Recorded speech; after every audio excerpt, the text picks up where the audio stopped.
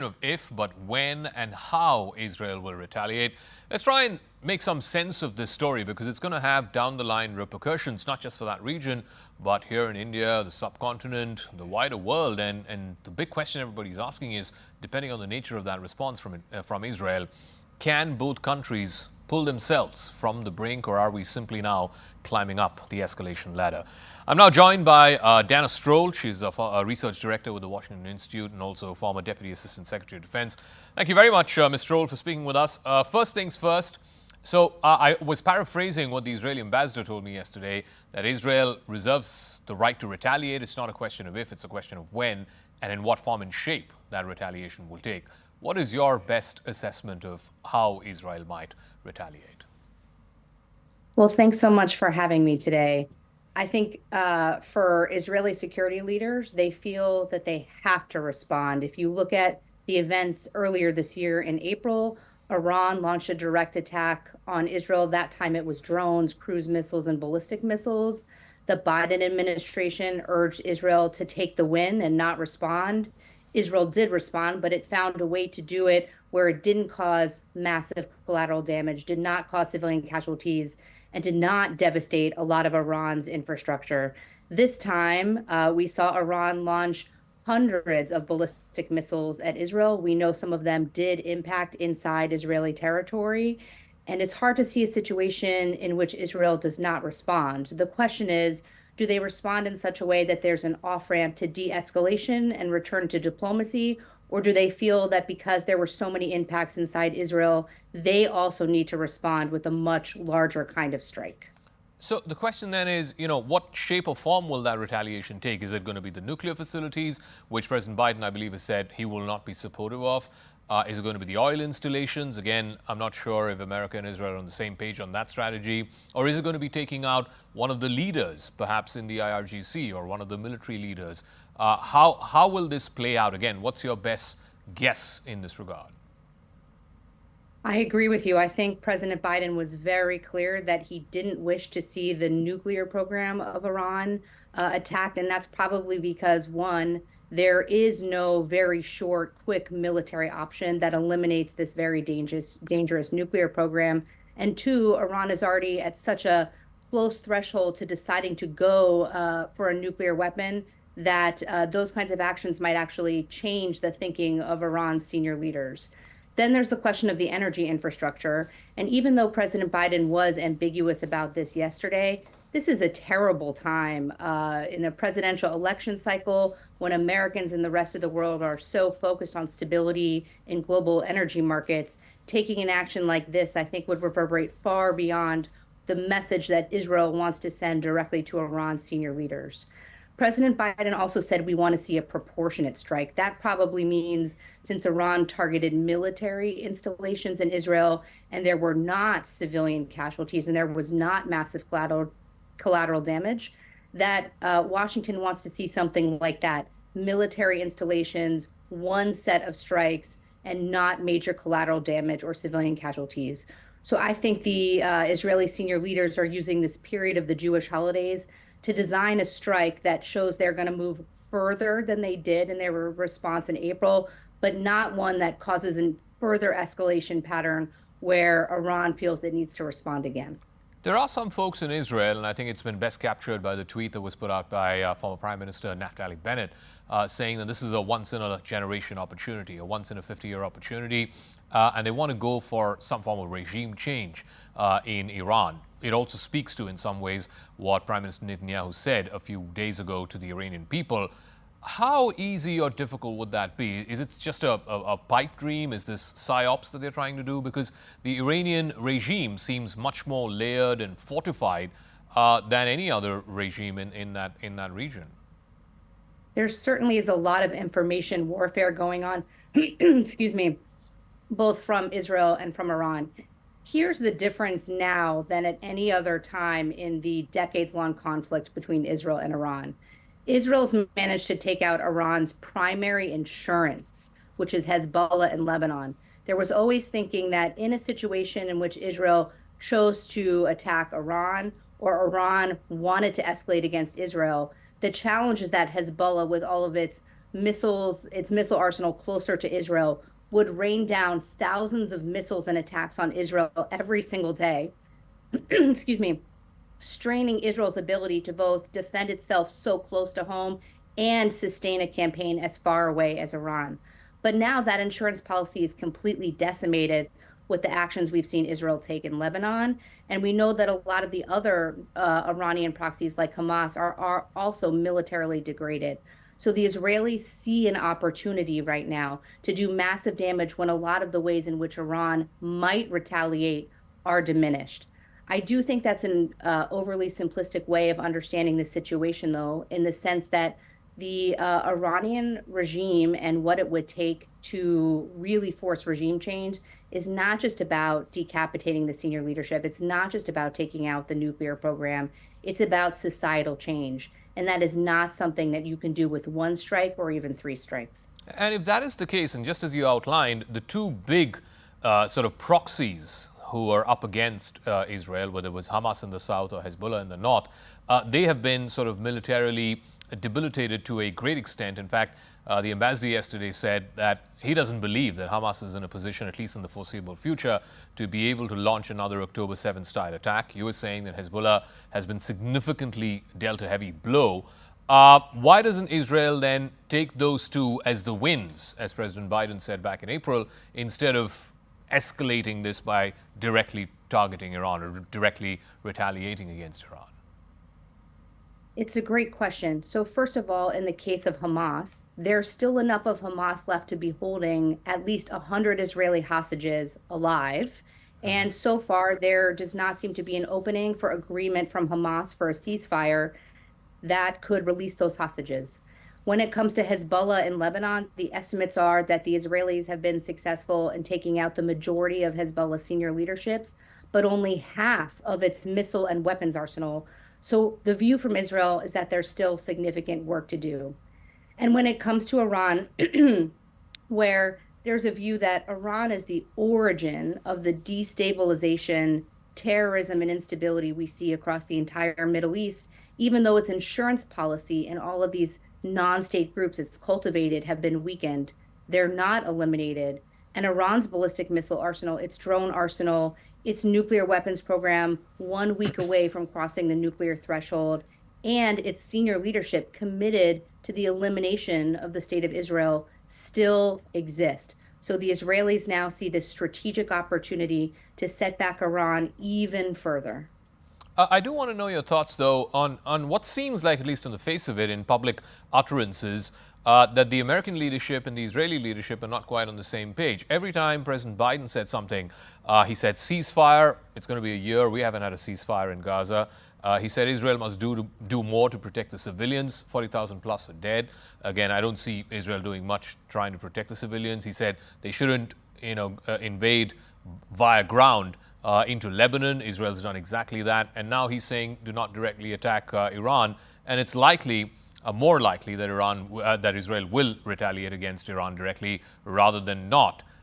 So is that just that that Mr. Netanyahu is just going to do whatever he feels like is in Israel's best interest, and he doesn't really care about what the Biden presidency is saying or what President Biden is saying, because he's made the calculation that this is, for all practical purposes, a lame duck president?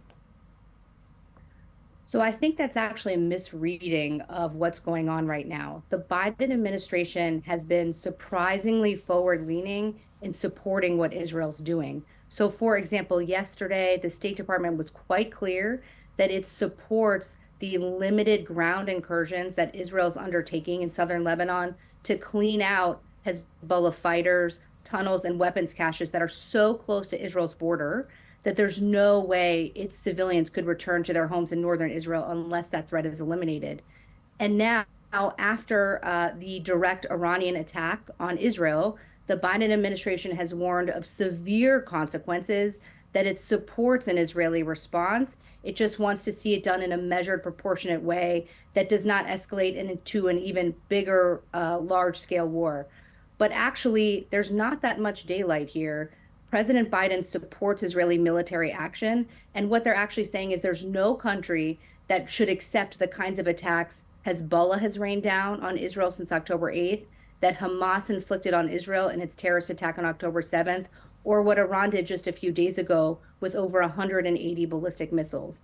The President Biden is backing Israel in a response. He just wants to see it done in a manner that then offers opportunities for diplomacy on the other side. Dana, one final question very quickly, though. Best case scenario, worst case scenario in Israel's response. And I presume it would happen as early as next week. The best case scenario is that there is a measured, proportionate response that does not cause such collateral damage or civilian casualties inside Iran that the regime feels threatened in such a way that it must respond in an even larger way than what we just saw, and you're in an escalatory tit-for-tat cycle. The best case scenario, the best case scenario is that there's an off-ramp. The worst case scenario is that the Israeli strikes are so expansive and so destructive that it either seriously destabilizes the global economy, energy markets, causes changes in Iranian nuclear decision-making, or such a massive Iranian response that citizens across the entire region in Gulf countries and countries that host U.S. bases also come under threat. All right, Dana Nasrallah, thank you very much for speaking with us here on CNN News 18, and thank you for your time and your thoughts and perspective. So Iran has now ratcheted up the attack against Israel by involving in a direct attack against Israel, a barrage of over 100 rockets at Israel over a 45-minute period on Tuesday night. The question is, how will Israel respond? It's not anymore about if it will, because it has no choice but to respond and to be seen as responding. But more importantly, what may be the outcome of it? What may be the objective now in Israel's mind? Because can the region, and can indeed the entire world, afford for a wider regional and perhaps a direct confrontation between Tel Aviv and Tehran? Alex Vatanka is an Iran specialist. He's from the Middle East Institute in Washington. He's now joining us. Thank you very much, Mr. Vatanka. I do want to ask you, like I said at the start of this program, this is a question now of how Israel is going to respond. Do you think there's an option at all that Israel does not respond? Well, that is certainly an option, but that's not the one we are hearing from Israeli officials. Here, media in the United States quoting Israeli officials are telling us that Israel is planning, quote, a massive retaliation against Iran that might include oil facilities, nuclear sites, and other strategic sites in Iran. Obviously, it's early days. We have to wait and see what the actual Israeli reaction will be and whether some of the things that we've heard will turn out to be true or not. And I have to also add quickly that the Iranian side has said that they too will retaliate in kind. And final point I make, which is something that all of us internationally need to worry about, is that Iran has said that if their nuclear facilities or oil facilities are struck, they will take out targets in the region, not limiting themselves to Israel. And that means potentially the conflict will spill out into the region and beyond Israel and Iran. I do want to ask you, though, how easy or difficult would it be for Israel to target the nuclear facilities in Iran? Even back in April, from whatever I understand, they did attack the periphery of a nuclear facility. They didn't attack the actual, the central part of it. How easy or difficult would that be? Look, we have to assume at this point that the Israelis have clearly the intelligence upper hand. In other words, they know so much about who's who, what is what inside of Iran, and I'm sure that includes all the strategic sites, including nuclear facilities. So they have the intelligence. They do have one of the best air forces in the world. Do they have the capacity to undertake an operation on that scale? Because Iran's nuclear facilities are not one or two sites. They are spread out across a large country, 3 times the size of France. So you can imagine that Israelis might not have the capacity on their own to, finish the job, if you will, if that's what they end up doing. And that raises a bigger question. Will the United States help Israel in such an effort? Now, I have to say, sitting here in Washington, D.C., I do not hear anything that suggests to me that the United States is interested in right now to take out Iran's nuclear facilities. If that's being planned, they're keeping it very quiet in the White House. I'll come to the question of the U.S. and the U.S.'s role, or the non-role, some would say, in just one second. But I do want to get your thoughts on, something that happened before the Iranian attack Tuesday night, which was a video clip that was put out by Benjamin Netanyahu, speaking directly to the Iranian people, urging them to change the regime. Again, how easy or difficult would that be? Because I'm sure you must have seen Naftali Bennett, a former Israeli prime minister, his tweet suggesting that this is an opportunity that's come once in 50 years where Israel can actually change the regime in Iran, take out the Ayatollahs, and then allow the Iranian people to determine their own political system. Look, let me answer that question two ways. Number one is, Iran is a pretty formidable country. It's an unpopular regime, no doubt about it. Vast majority of Iranians are against this Islamist system that has ruled in Iran for the last 45 years. I don't think anybody will dispute that. But it is still a pretty formidable state in terms of its agency, in terms of being able to sort of defend itself, if you will, and the regime. Just to give you a comparison, it's got the, it's about 80 times larger than Israel. It's got 10 times the size of the population of Israel. So the idea that Israel can bring about regime change just because it wants to, that's more a sort of wishful thinking than reality. But again, this could be what the Israelis decide to turn into their strategic objective. Instead of fighting Iran in the various arenas in the region, in Lebanon, in Gaza, elsewhere, that Israel comes out with this policy essentially of regime change, saying to its allies like the United States, like the Europeans, that look, if you want sustainable stability in the Middle East going forward, you have to come along with me on this journey, which needs to be evolving around a central mission, that is to bring the regime in Tehran down. Again, you can defend that sort of a policy as a policy, but how you implement it, that's a whole different matter, and it's not as easy as it might sound. I do want to ask you about the role of the U.S., particularly the Biden White House. For many months, they were pursuing a ceasefire. That didn't come to pass. Then you had this whole thing where they said, we want to limit this conflict to Gaza. Now it's spread to Lebanon. It's spread possibly into a direct conflict between Iran and Israel. And then, of course, there's this whole thing that Netanyahu is seemingly doing whatever he feels like. Is it because he's made the calculation that the Biden White House is pretty much now a lame duck presidency? Or does he want to sort of force some kind of a positive outcome for Israel, perhaps before the next occupant of the White House? I don't know. All I can tell you in terms of the Biden administration, there are probably many more here who have questions about their performance. President Biden has repeatedly promised ceasefire and putting pressure on all parties to de-escalate, and nobody's listening to the White House.